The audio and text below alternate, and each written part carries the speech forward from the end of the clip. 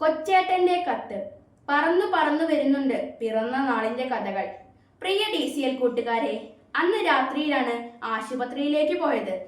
പ്രകാശിൽ നിന്ന് തങ്കമണി വരെ പലരും ചേർന്ന് കട്ടിലിൽ അമ്മയെ ചുമന്നു കൊണ്ടുപോയി. തങ്കമണിയിൽ നിന്നും കാൽവരി മൗണ്ടിലേക്ക് ജീപ്പിലാണ് കൊണ്ടുപോകുന്നത്. അപ്പോഴുണ്ട് പെരുമഴ. വഴി ഇന്നത്തെ പോലെയൊന്നുമല്ല, വെറും ചെമ്മൺപാത. മഴ പെയ്യുമ്പോൾ ചെളി കുഴഞ്ഞ മൺപാതയിലൂടെ ജീപ്പ് കയറ്റം കയറാൻ കൂടെ വന്നവർ ജീപ്പിൽ നിന്നിറങ്ങി തള്ളും. അങ്ങനെ 2-3 കിലോമീറ്ററുകൾ പെരുമഴയത്ത് വണ്ടി തള്ളിയാണ് കാൽവരി മൗണ്ടിൽ എത്തിച്ചത്. അവിടെ നിന്ന് കട്ടപ്പന സെന്റ് ജോൺസ് മിഷൻ ആശുപത്രിയിലേക്ക് പറന്നു. അവിടെ എത്തിയപ്പോഴേക്കും അമ്മച്ചിക്ക് പ്രഷർ കൂടി ശരീരം കോച്ചിപ്പോയി. 2 മണിക്കൂർ കൊണ്ട് മുണ്ടക്കയം മെഡിക്കൽ ട്രസ്റ്റ് ഹോസ്പിറ്റലിൽ എത്തിച്ചാൽ ചിലപ്പോൾ അമ്മയും കുഞ്ഞും മരിക്കില്ല. പിന്നെ ദൈവം തമ്പുരാനേ എന്ന് വിളിച്ചൊരു പോക്കാണ്. അന്ന് KK റോഡ് ഇന്നത്തെ പോലെയല്ല. വളവും തിരിവും കുണ്ടും കുഴിയുമാണ്. വീതി തീരെ കുറവും. അങ്ങനെ പറന്നു പോകുമ്പോൾ അമ്മയുടെ ബോധം പോയി. എല്ലാവരും ജീപ്പിലിരുന്ന് നിലവിളിച്ചു, കൊന്ത ചൊല്ലി പ്രാർത്ഥിച്ചു. ഒരു വളവ് തിരിഞ്ഞപ്പോൾ അതാ ഒരു വലിയ പാണ്ടിലോറി വലിയ തടികളുമായി ഇഴഞ്ഞിഴഞ്ഞു നീങ്ങുന്നു. ജീപ്പിന് ഓവർടേക്ക് ചെയ്യാനാവുന്നുമില്ല. ആകെ ടെൻഷൻ, കൂട്ടക്കരച്ചിൽ. കുറെ കഴിഞ്ഞാണ് ഒന്ന് കയറിപ്പോകാൻ പറ്റിയത്. അങ്ങനെ ഒരു തരത്തിൽ മുണ്ടക്കയത്തെത്തി. അവസാനം ഓപ്പറേഷൻ കൂടാതെ പ്രസവം.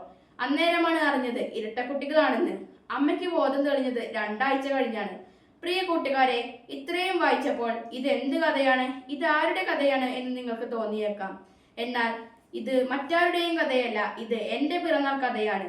ഓർമ്മ വെച്ച കാലം മുതൽ ഏതാണ്ട് കഴിഞ്ഞ 50-ലേറെ വർഷങ്ങളായി ഞങ്ങളുടെ അച്ചാച്ചനും അമ്മച്ചിയും എല്ലാ പിറന്നാൾ ദിനത്തിലും ഞങ്ങളോട് പറഞ്ഞിരുന്ന പിറന്ന നാളിന്റെ കഥയാണിത്.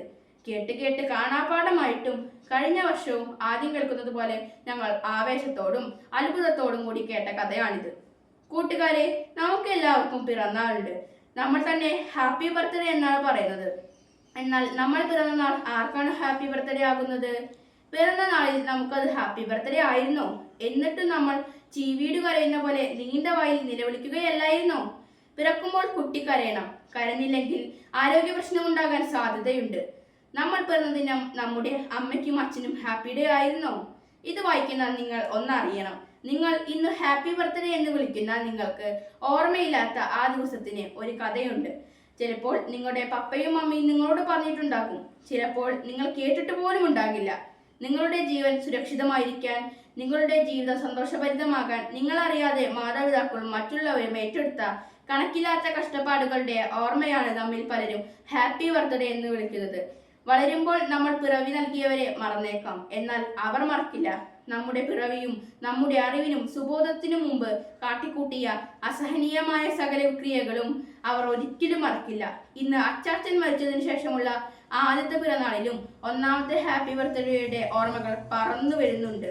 ഈ ദിനത്തിലെ കാറ്റലകളിൽ പോലും മുഴങ്ങുന്നുണ്ട് ആ ശബ്ദം. നിങ്ങളുടെ ജനനത്തിന്റെയും ജീവിതത്തിന്റെയും കഥകൾ ഇന്ന് തന്നെ ചോദിച്ചറിയാൻ തുടങ്ങുക. അത് കേൾക്കാൻ സമയം കൊടുക്കുക. അപ്പോൾ നിങ്ങൾ അറിയും നിങ്ങളെങ്ങനെ ഇന്നത്തെ നിങ്ങളായെന്ന്. ആ അറിവാണ് മക്കളെ ജീവിതത്തിന്റെ നിറവ്. ആശംസകളോടെ സ്വന്തം കൊച്ചേട്ടൻ.